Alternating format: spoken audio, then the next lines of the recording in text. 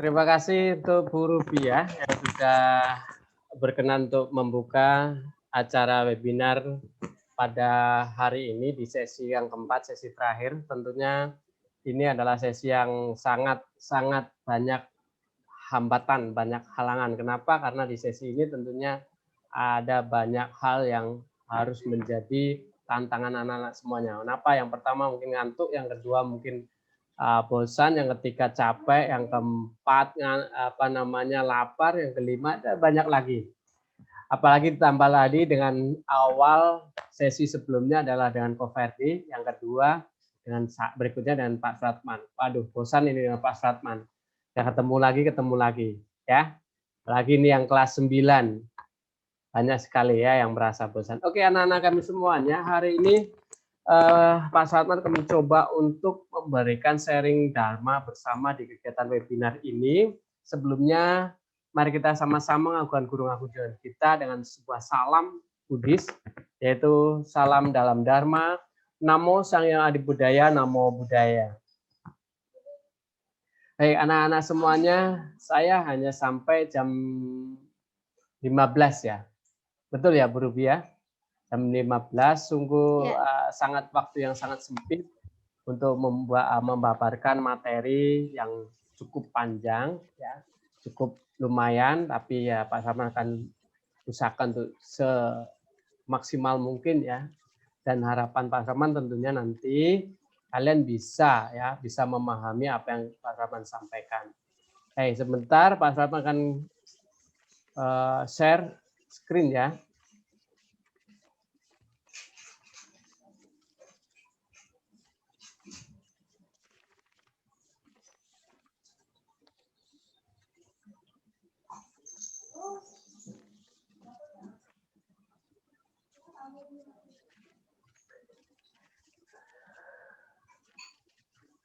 Oke, bisa terlihat?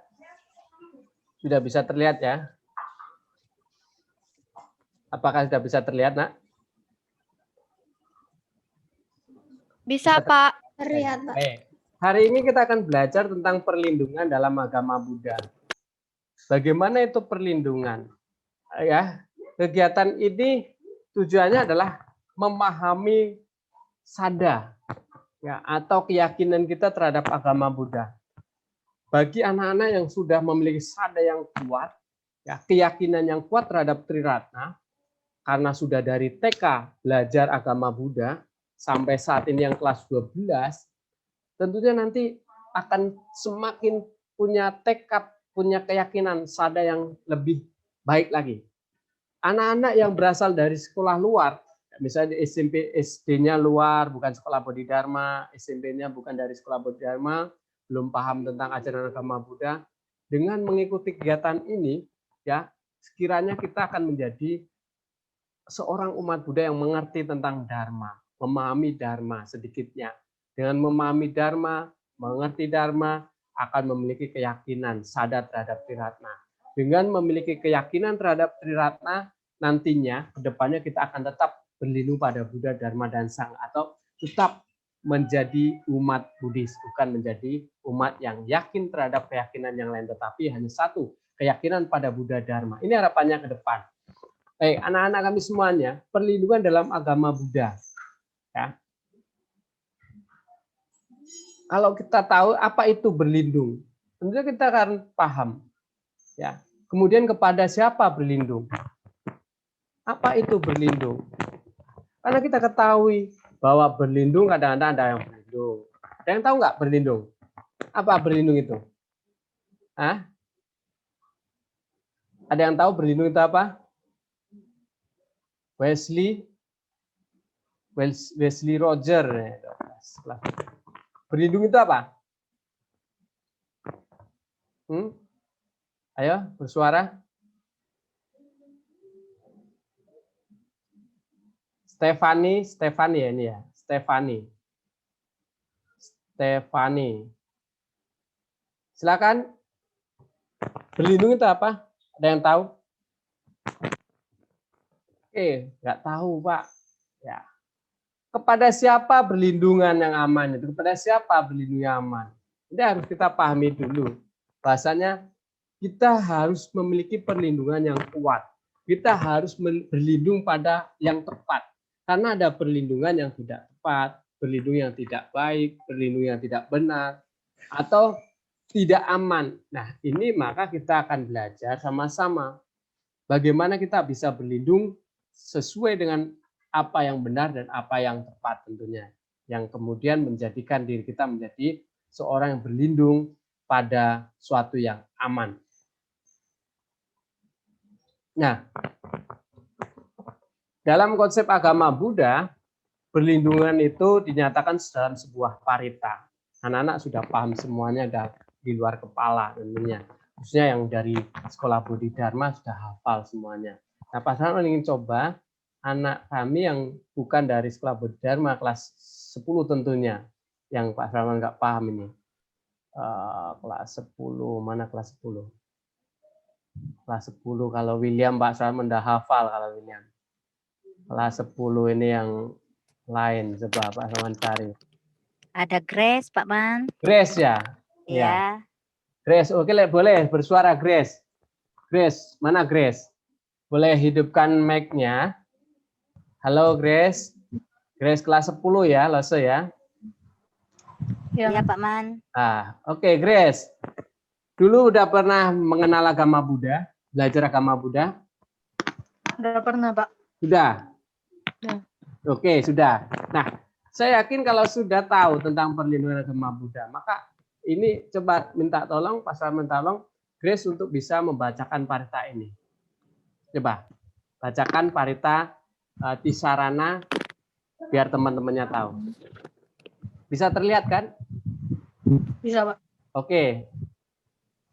Budang saranang gacami, Dhammang saranang gacami, Sanghang saranang gacami, Dutiyampi budang saranang gacami, Dutiyampi dhammang saranang gacami, Dutiyampi sanghang saranang gacami, Tatiyampi budang saranang gacami, Tatiyampi dhammang saranang gacami, Tatiyampi sanghang saranang gacami.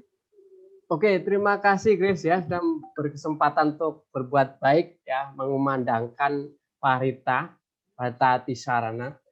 Tadi yang dibacakan oleh Grace adalah satu tekad ya, satu tekad yang menumbuhkan keyakinan kepada Tiratana dengan membaca Tisarana, 3 perlindungan.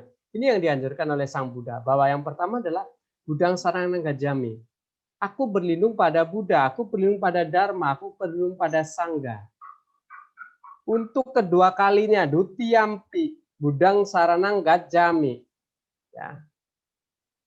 Dutiyampi Dhammang Saranang Gacami, Dutiyampi Sanggang Saranang Gacami. Untuk kedua kalinya aku berlindung pada Buddha, Dharma, dan Sangha. Ketiga, bait yang ketiga adalah Tatiyampi Budang Saranang Gacami, Tatiyampi Dhammang Saranang Gacami, Tatiyampi Sanggang Saranang Gacami.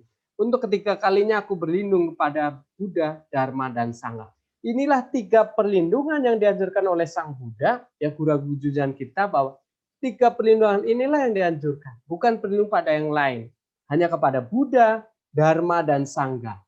Ya, mengapa bisa demikian? Kan gitu. Mengapa bisa demikian?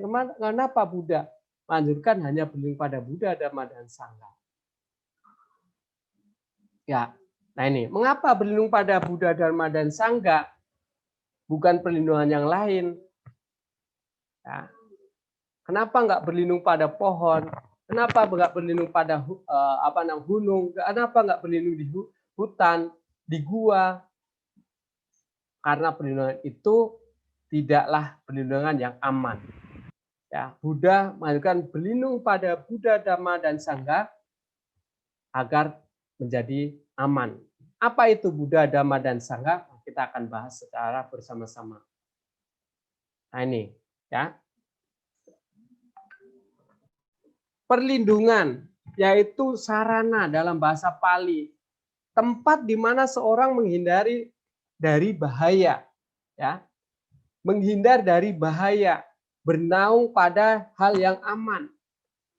Nah, jadi berlindung pada Buddha Dhamma Sangha itu berlindung yang mencari perlindungan yang aman, yaitu dengan cara melihat samsara, ya, melihat bahwa kehidupan ini dipenuhi oleh samsara, lahir, tua, sakit, mati, kematian, dan sebagainya. Ini adalah samsara yang harus kita pahami, yang harus kita mengerti. Begitu kita mengerti, ya, kita mengetahui tadi ya penderitaan, sebab duka, asal mula duka, lenyapnya duka, jalan menuju lenyapnya duka atau penderitaan, maka berupaya untuk mencapai atau mengakhiri. Inilah yang disebut sebagai ya memengerti, memahami akan pentingnya, ya, akan pentingnya memahami tentang lahir, tua, sakit, mati atau samsara tadi. Jadi hidup ini penderitaan bukan menjadi kemudian pesimis, tetapi ketika kita sudah mengetahui bahwa kehidupan ini adalah penderitaan, dipenuhi oleh penderitaan, maka kita optimis. Dengan cara apa? Berupaya mengetahui penderitaan itu, berupaya mengetahui ya sebab penderitaan itu, berupaya untuk mengakhirinya, dan berupaya untuk mencari jalan melenyapkan. Jadi perlindungan yang Buddha, Dharma, dan Sangha itu adalah 3 perlindungan, ya, yang menyebabkan kita berlindung untuk terbebas dari samsara. Nah, inilah perlindungan yang tepat atau tisarana, tiratana. Sebab sebagai permata yang berharga ketikanya membangkitkan rasa pengharapan dan keagungan yang kita kepada yang namanya ya, terbebas dari samsara, ya, keagungan kita terhadap Buddha, Dharma, Sangha untuk terbebas dari samsara. Nah ini ya. Selanjutnya, oke, sorry. Ya. Nah ini ya tisarana, ungkapan keyakinan sada bagi umat Buddha. Sada itu keyakinan yang tadi Pak Saatman sampaikan bahwa dengan berlindung pada tiratana atau triratna itu, maka akan menumbuhkan yang namanya keyakinan atau sada bagi umat Buddha. Saya yakin semuanya yang ada di sini memiliki keyakinan terhadap agama Buddha. Mungkin sebagian ada teman-teman kita yang tidak memiliki keyakinan terhadap Buddha. Mungkin ada yang beragama yang lain. Tetapi bagi khusus yang beragama Buddha, memiliki keyakinan pada triratana adalah satu hal yang menjadi dasar, fondasi. Bagaimana kita bisa menjalani ajaran Buddha kalau kita tidak yakin terhadap Buddha Dharma? Bagaimana kita bisa berbuat sesuai dengan ajaran agama Buddha kalau kita tidak memahami, tidak mengetahui? Ya, ini. Maka kata berlindung itu memiliki 3 aspek di dalam ajaran agama Buddha. Yang pertama adalah aspek kemauan. Berlindung kepada Buddha, berlindung kepada Dharma, berlindung kepada Sangha itu ada 3 aspek. Yang pertama adalah aspek kemauan. Aspek kemauan. Yang pertama adalah aspek kemauan. Apa itu aspek kemauan? Jadi seorang umat Buddha itu berlindung pada triratana itu dengan kesadaran. Sadar. Bukan karena percayaan saja atau tradisi. Jadi berlindung kepada Buddha Dhamma Sangha itu bukan karena orang tua saya agamanya Buddha. Karena mama saya agamanya Buddha. Karena nenek saya beragama Buddha. Karena saya sekolahnya di sekolah Buddhis, maka saya berlindung pada Buddha Dhamma Sangha. Tidak.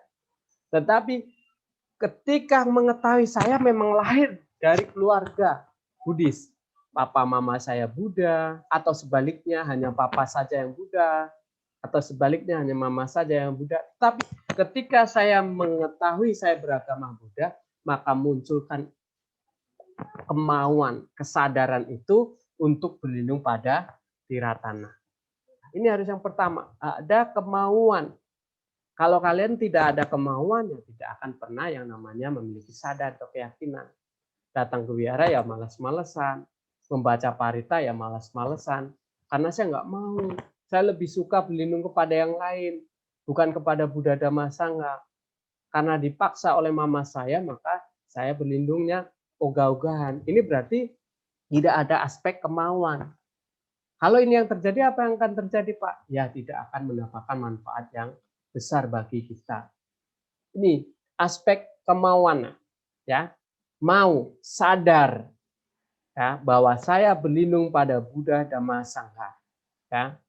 Karena adanya unsur kemauan inilah, maka sadar dalam agama Buddha merupakan suatu tindakan yang aktif. Sadar yang ditujukan mencapai pembebasan dan bukan sikap yang pasif menunggu dari atas, berkah dari atas. Ya udahlah, bukan. Tapi sadar dengan meyakini kepada Buddha Dhamma Sangha, maka akan penuh kesadaran bersifat aktif. Aktif bagaimana? Oh, tadi yang disampaikan oleh pemateri yang sebelumnya. Aktif. Bagaimana untuk menghindari membunuh? Oh, berarti dengan cara berdana, memberi. Ini kan aktif. Ya. Bagaimana untuk menghindari mencuri? Bagaimana untuk menghindari membunuh? Berarti mengembangkan cinta kasih. Ya. Bagaimana menghindari mencuri? Berarti memberi. Bagaimana menghindari untuk tidak berbuat asusila? Berarti dengan cara melihat tontonan-tontonan yang positif. Ini kan aktif. Inilah yang ditunjukkan oleh umat Buddha harusnya dengan penuh keyakinan, ya.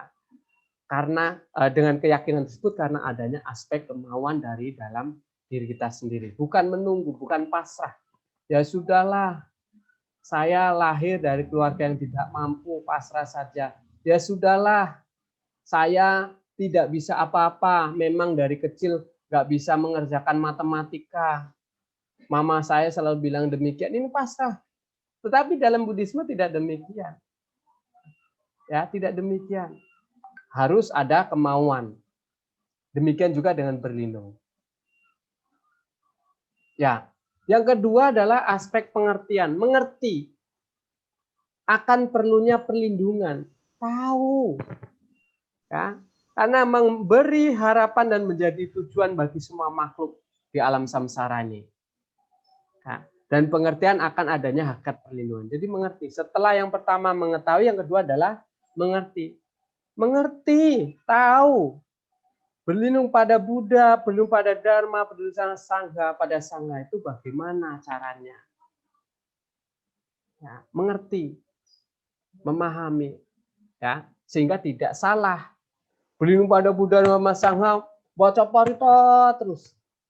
Baca parita pagi, sore, malam, tapi kemudian perilakunya tidak menunjukkan seorang siswa Buddhis yang paham tentang Dharma itu juga tidak tepat.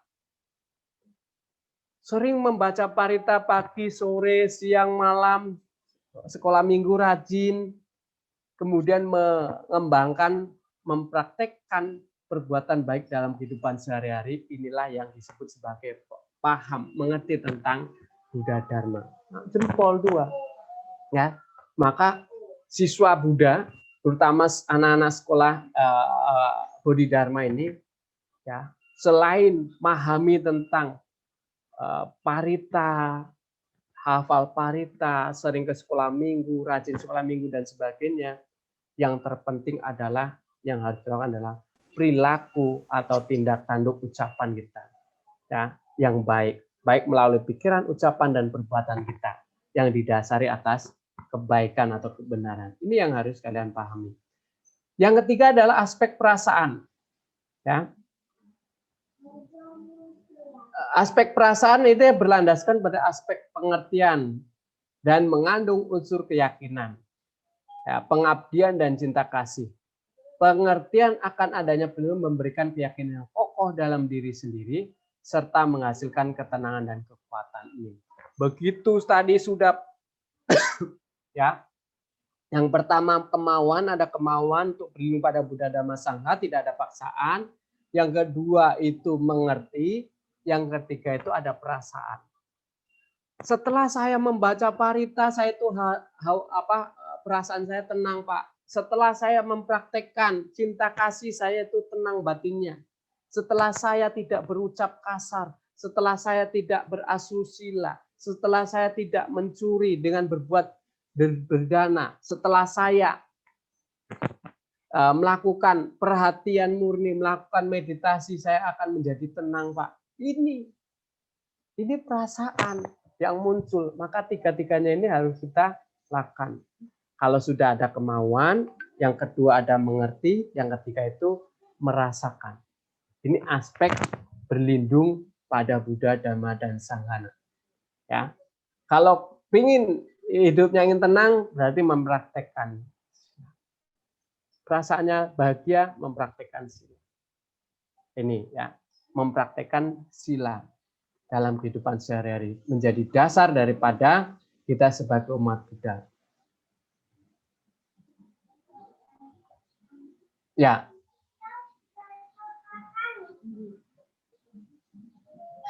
Sang Buddha adalah pelindung dalam arti beliau mewakili potensi pencapaian manusia. Jadi yang dimaksud sebagai pelindung pada Sang Buddha itu adalah bagaimana kita mengikuti ajaran beliau, ya, menjadi contoh Buddha. Saya rasa semuanya tahu yang di sini, kecuali yang tidak tahu siapa itu Buddha, bagaimana silsilah beliau, kenapa beliau menjadi guru agung junjungan kita. Ya, kecuali yang tidak tahu. Artinya anak-anak yang dulu tidak belajar agama Buddha. Tapi kalau dulu di SD-nya, di SMP-nya belajar agama Buddha, siapa Buddha, Gotama kita, itu harus tahu. Ya. Jadi kita mencontoh beliau berlimang harta benda, tidak terlena dengan harta benda yang dimilikinya, justru malah beliau meninggalkan kehidupan berumah tangga menjadi seorang samana atau pertapa. Ini contoh. Bukan berarti kemudian kita, Pak, kalau demikian kita mencontoh Sang Buddha, kita menjadi seorang biku. Tidak harus. Kalaupun di dalam diri kalian ingin tumbuh perasaan ingin menjadi biku, ya bagus. Tapi kalau tidak, bagaimana? Apa yang harus kita contoh? Tekad beliau. Hingga akhirnya mencapai yang namanya pencerahan sempurna. Jadi kalau ada hal-hal yang ingin dicapai, hal kebaikan yang ingin dicapai, lakukan dengan semangat tekad juang yang tanpa henti. Seperti Buddha Gotama sebelum mencapai penerangan sempurna. Kemudian Dharma. Mengapa belum pada Dharma? Bagaimana belum pada Dharma? Ya, berarti kita menjalankan Dharma adalah ajaran Sang Buddha. Dharma adalah ajaran Sang Buddha. Ya. Semua ajaran Sang Buddha disebut Dharma. Dharma itu kebenaran. Ya. Dharma itu kebenaran. Ya. Jadi kita dengan berlindung pada Dharma berarti kita menjalankan kebenaran. Bila mana kita berlindung pada Dharma, menjalankan kebenaran, niscaya kita akan berjalan sesuai dengan kebenaran, kita tidak akan terlena. Ya, kita tidak akan terjebak dalam samsara. Lahir, tua, sakit, mati, lahir, tua, sakit, mati terus. Tapi ketika kita bisa berjalan di dalam Dharma, jalan Dharma, maka kita akan mencapai yang namanya pembebasan. Ini semua yang harus kita lakukan. Sangga, berlindung pada Sangga. Sangga itu adalah kumpulan biku yang suci. Ya, kepada biku-biku yang suci. Ya, kita wajib untuk menghormati. Bagaimana berlindung pada Sangga? Yaitu menjadikan Sangga ya, sebagai penerus daripada Winaya, ya, kita menjadi orang yang menghormati, ya, menghormati Sangga, para biku. Siapa lagi kalau kita tidak menghormati? Kan tidak ada yang mau menghormati kalau bukan keyakinan agama Buddha. Supaya Sangga tetap lestari, kita senantiasa mendukung kehidupan Sangga. Bagaimana cara mendukung kehidupan Sangga? Dengan cara berdana kepada biku, kepada Sangga. Di hari Katina misalnya, atau di hari-hari tertentu. Kalian datang ke wihara, di sana ada bikunya, kalian berdana. pada sangga. Nah, ini adalah wujud bagaimana kita berlindung pada Buddha, Dharma, dan Sangha. Oke. Ini seperti yang disabdakan oleh Sang Buddha bahwa ke bukit suci, hutan suci, ya, kemudian ke hutan belukar, pohon suci dan kuil-kuil suci, orang-orang pergi karena tercekam takut. Tapi tempat-tempat itu bukanlah perlindungan yang aman, ya. Perlindungan yang terbaik. Pergi ke sana seseorang akan terbebas dari penderitaan. Tidak dengan pergi ke sana, tetapi siapapun yang berlindung pada Buddha, Dharma, dan Sangha akan mengerti kebijaksanaan 4 kebenaran mulia tentang penderitaan, penyebabnya, penanggulangannya, dan jalannya.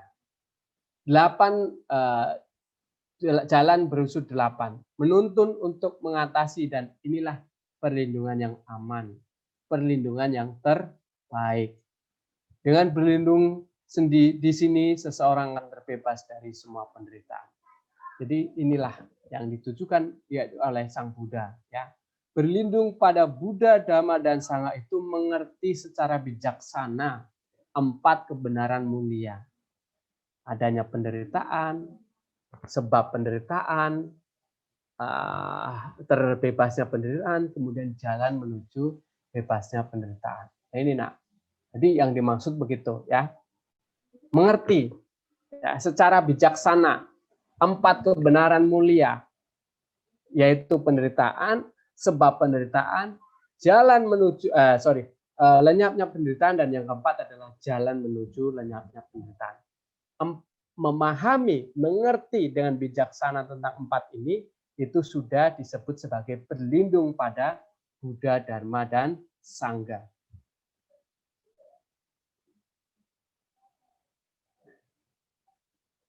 Ya, ini adalah maknanya. Ibaratkan bahwa Buddha adalah sebagai dokter.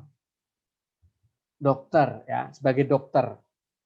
Kemudian pada Buddha sebagai sosok yang tercerahkan sepenuhnya. Ya, Buddha adalah seorang dokter. Dokter, bagaimana dokter itu? Memberikan resep. Dokter itu hanya memberikan resep saja. Buddha itu hanya menunjukkan jalan. Ya. Nah, kemudian Dharma diibaratkan sebagai obat. Dharma itu obat. Kalau tadi Buddha itu dokternya, memberikan resep, Dharma itu obatnya. Mau diminum nggak obat ini? Kalau tidak mau diminum berarti tidak akan sembuh. Berarti gitu. Ya, jadi makna berlindung pada Buddha Dharma adalah menjadikan Dharma sebagai cara dan tujuan hidup tadi. Dharma itu hanya dapat melindungi bagi orang yang mempraktekkan. Kalau tidak dipraktekkan, ya tidak akan pernah melindunginya. Nah, membaca parita, ya. Panatipata wera manisika padang sama diami, saya berjanji tidak membunuh, tetapi setiap hari melakukan pembunuhan. Itu tidak akan menjadi pelindung bagi dirinya. Ya, inilah yang dimaksud sebagai pelindung pada Dharma. Sangga itu sebagai berlindung pada anggota sangga itu bukan biku satu biku saja, tetapi kepada pesamua. Tadi sudah Pak jelaskan, ya. Ya, ini menjadi teladan. Mereka menjadi teladan, contoh, ya, contoh hal-hal yang baik, sehingga kita bisa mempraktekkan sesuai dengan aturan kehidupan. Kalau kita sebagai perumah tangga, ya aturan perumah tangga salah satunya adalah dasarnya adalah menjalankan Pancasila Buddhis.